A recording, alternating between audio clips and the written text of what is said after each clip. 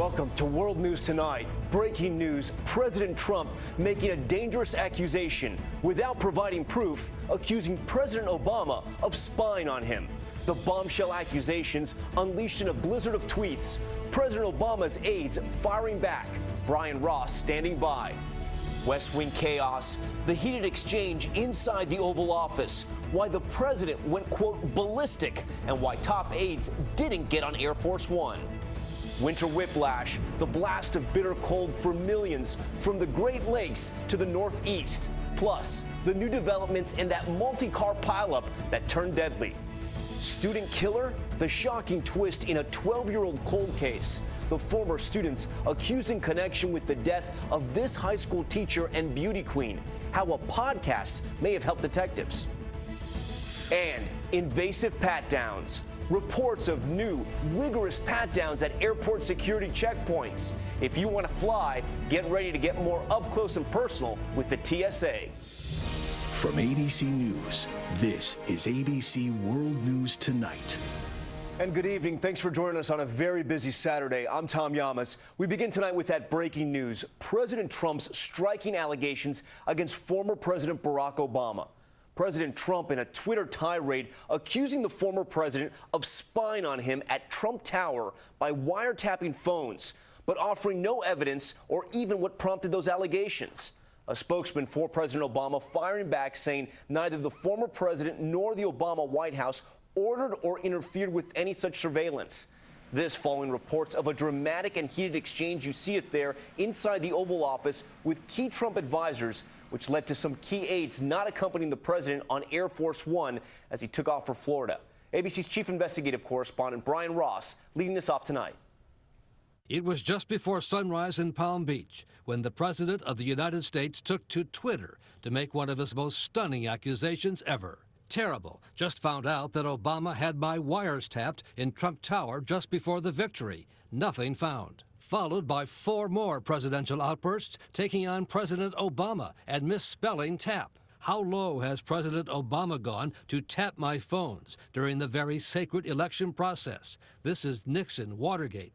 Bad or sick guy. Today, a senator from the president's own party, along with U.S. intelligence officials, called it a troubling development. I'm very worried. I'm very worried that our president is suggesting that the former president has done something illegally. It would be a crime to reveal such a secret FBI wiretap on Trump Tower, and no U.S. official contacted by ABC News would confirm the allegation.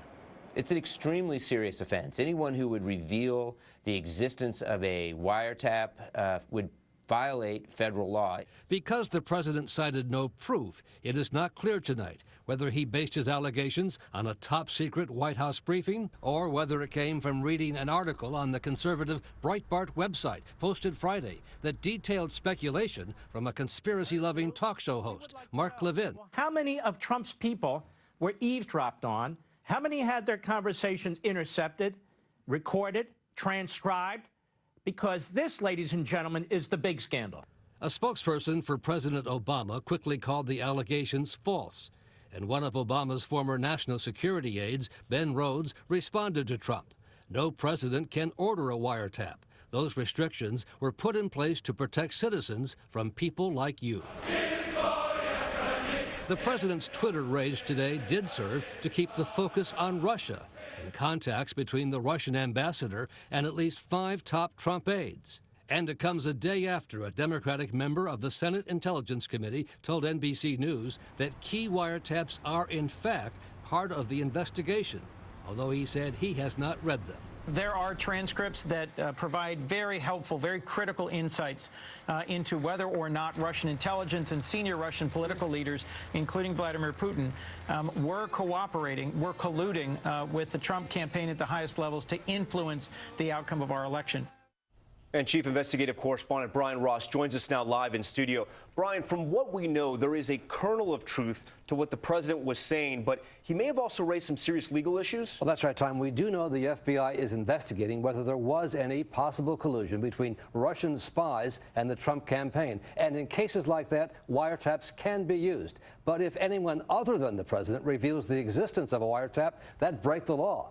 But legal experts tell us, Tom, the president does have the power to declassify anything he wants. A story still developing. All right, Brian, thanks so much. Now to that escalating political drama unfolding inside 1600 Pennsylvania Avenue.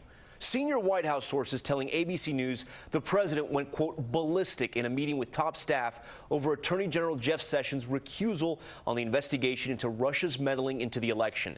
That key aide, Stephen Bannon and Reince Priebus, volunteered to remove themselves from the president's flight to Florida, and that the president agreed. The new revelations painting a chaotic picture, as ABC's David Wright reports tonight. Moments before his departure for Florida, President Trump summoned his top aides to an Oval Office meeting where senior White House sources tell ABC News the president went ballistic, erupting at them in anger. About 10:40 Friday morning, Marine One, already parked on the south lawn, a pool camera in the Rose Garden was rolling outside the windows, capturing this glimpse of the tense scene inside. That's senior advisor Steve Bannon, who seemed animated at one point. Among the others on the receiving end of this tirade, Chief of Staff Reince Priebus, Ivanka Trump, Jared Kushner, and White House counsel Don McGahn.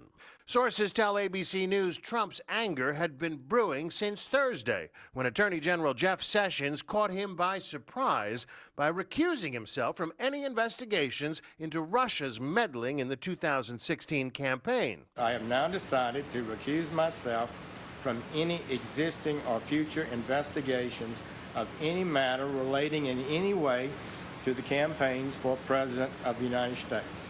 Hours earlier, Trump had expressed his full confidence in the AG. Should Sessions recuse himself from investigations into your campaign in Russia? I don't think so. White House sources tell us Trump was furious, noting Sessions' recusal would only embolden his adversaries. Sources say Trump also made it crystal clear he's frustrated that in a week where he gave that big speech to Congress, we will look back on tonight as when this new chapter of American greatness began. The Russia story should end up dominating the news. Quote, we should have had a good week. We should have had a good weekend. But once again, back to Russia. That's how one senior official summed it up. Bannon and Priebus were both scheduled to accompany the president to Florida. But sources say after this meeting, those plans abruptly changed. At 10:45, the president held hands with his grandchildren as he crossed the south lawn to the helicopter. His daughter Ivanka and son-in-law Jared Kushner joined him. But as Marine One made the 10-minute flight to rendezvous with Air Force One, staffers called ahead, removing Bannon and Priebus from the manifest. These two key advisors sidelined, at least for this trip. And David joins us live now. David, what a difference a day makes. We're learning at least one of those aides is back with the president tonight. That's right. Steve Bannon made his own way down to Florida. He'll be having dinner tonight with the president and the attorney general, as well as a late meeting with them. Not here is the chief of staff. Reince Priebus stayed in Washington. Make of that what you will, Tom. David Wright with the president tonight in Palm Beach, Florida. David, thank you. Turning now to ABC News chief political analyst Matthew Dowd. Matt, the president started off the week strong with that rousing speech to Congress, but are these new tweets about to derail his focus? Everybody talked about on Tuesday night that he was going to pivot to a more presidential way, but as you know in basketball, you have to have that pivot foot firmly planted, and his pivot foot seems to be in quicksand. It's going to make it much more difficult for him to accomplish his legislative agenda in the short term. And not only that, his unprecedented attacks on a former president saying that former president wiretapped him is going to make it very difficult for him to unify the Congress. Matt Dowd for us tonight. Matt, thanks. And of course, much more on all these breaking political developments coming up tomorrow on ABC's This Week. Next to the bitter chill blasting Americans from the Great Lakes eastward this weekend, some incredible images of the effects of those cold temperatures, firefighters in New Jersey dealing with ice like this, and the new drone images coming in tonight of that deadly Pennsylvania pileup. That accident apparently triggered by a blinding snow squall, more than 30 vehicles involved, one person killed. ABC senior meteorologist Rob Marciano has more. Ladder 1. They have a 3-alarm fire. Firefighters battling this deadly inferno in New Jersey, up against this winter blast, fighting frozen lines and flying embers. The flames are just out of control because of the wind. flames first tearing through homes, killing a young boy and injuring his father. Then blustery winds spreading the fire to a historic church, its steeple collapsing onto the street below. The neighborhood covered in ice from the firefight. The Northeast in the midst of one of the coldest weekends this winter, with wind chills 20 below, just days after recording record-breaking warmth across the region. Tonight, this new drone video giving a fuller picture of that massive pileup on Interstate 81 in Pennsylvania. Look at that one. Winter whiteout conditions within seconds causing more than 35 cars to crash into each other, killing one and hospitalizing at least 19 others. I appear to have multiple injuries. This vehicle crushed between two 18-wheelers. And Rob joins us live now from New York with the forecast. Rob? Hey, Tom, even colder air coming into the Northeast tonight. Some records will fall by tomorrow morning, single digits easily, especially when you consider the wind chills. Take a look at these numbers. It's going to be bitterly cold tomorrow morning. -7 is what it'll feel like in Boston, 9 degrees in Pittsburgh, and 3 here in New York City. We've got winds and dry air on the backside of this thing, so we've got fire danger. A couple of fires breaking out across Oklahoma today. That'll continue to be a threat tomorrow, and this warm, dry air will be pushing off to these. So the cold air won't last terribly much longer, at least in the short term. Monday's highs in the mid-40s, well above average by 15 to 25 degrees across the nation's midsection, but more cold air by the end of the week. So winter's not over by a long shot, even though it is March. All right, we'll take that warm weather when we can get it. Rob, thanks. Next to the cold case involving a beauty queen turned high school teacher, unsolved for nearly a dozen years. Now, a major break in that case. Not one, but 2 former students from that school under arrest, and the podcast that may have helped bring new details to light. Here's ABC's Eva Pilgrim.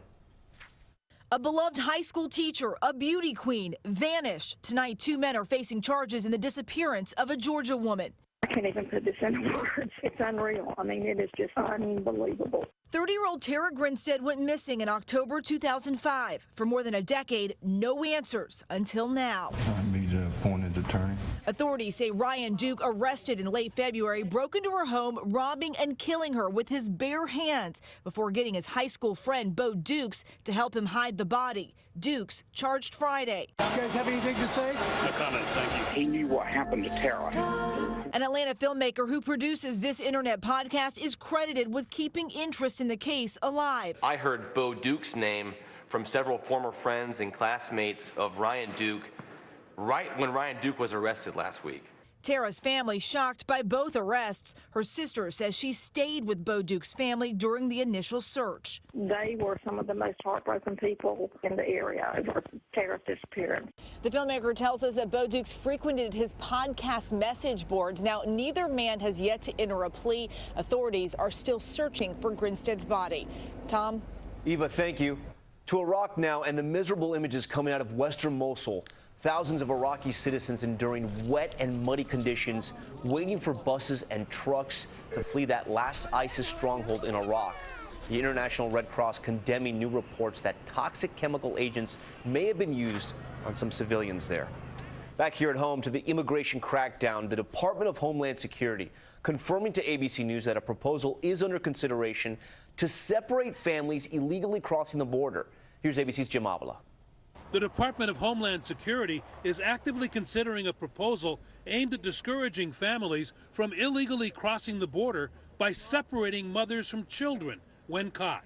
This as ICE deportations inside the U.S. draw controversy.